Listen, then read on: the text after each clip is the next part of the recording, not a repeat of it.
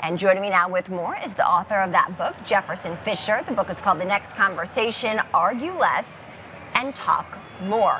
He joins me now in studio. It's great to have you. Thank you for having me. I'm honored. Well, congratulations on the book. Such a timely release, hitting shelves yesterday. It did, yes. Very excited. Incredible. What went into writing this? Oh, it was really a whole history of my experience as a courtroom attorney. I'm a fifth-generation trial attorney, and so communication's always been at the forefront of my family. But more importantly, it's what I can do to help my followers on social media improve their next conversation. Yeah, so let's walk through the title. It is Argue Less, Talk More. That's the crux of the next conversation. Right. What does that mean? It's short and to the point.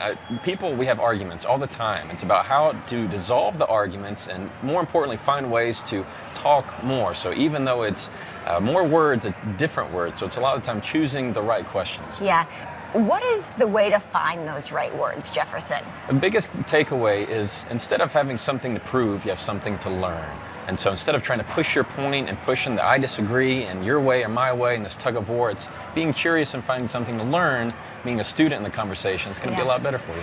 Talk to me more about how your background as an attorney really shaped the lessons that you have learned over the years. Well, in the courtroom, you have a lot of different dynamics. It's not just representing your client. You have another attorney who's trying to beat you, and then you have a jury and a judge. And so there's a lot of different communication dynamics. And it's those lessons that even though silence and sometimes pauses, it's the absence of words. It's not the absence of communication. That's what this book talks about. So it's interesting because you mentioned that when you are in the courtroom, another attorney is trying to beat you per se, but it sounds like what I'm gathering is that the way to approach a conversation is to think less about winning. Is that the case? You got it. When it comes to one-on-one communication, personal communication, you never want to win an argument because you tend to lose the relationship. Law is a little bit different where you actually have a client that you're trying to represent, but even then, attorneys don't get to choose their facts. We don't get to choose the law. You just have to play the cards that you're dealt. But in conversation, you have the choice to change everything with what you say next. I think that's such a great way to look at it. What are the outcomes that you've seen come from this particular tactic? I've seen people's lives change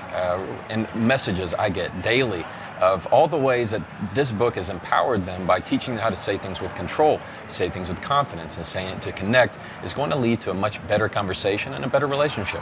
Is there a way that your tone should be projected in a conversation in order to learn more? Yeah, the more controlled that you are, the more you can slow down your words and add pauses and lower your voice, the more it's going to resonate and keep everybody from having that fight or flight and getting worked up. Yeah, I think that's a great insight there as well. So let's go through the book here, maybe the table of contents, and our viewers can get a better sense of what they can find. So again, the book is out as of yesterday.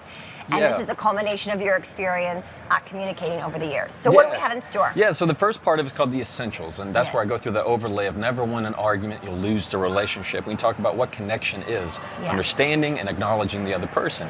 And then we go into the application. That's where I teach them how to say things with control, and then I teach them how to say things with confidence. In other words, how to use your assertive voice. That confidence is not something you have before the conversation, it's an outcome after the conversation. And then lastly, how to build connection in the relationship. That's how to have difficult conversations. Yeah, the connection I think is so key, especially in these modern times. How have you seen connections be vulnerable in this current environment? Well, I mean, as you know, it's a very kind of divisive time in our community in a lot of different ways, whether it's political, you name it.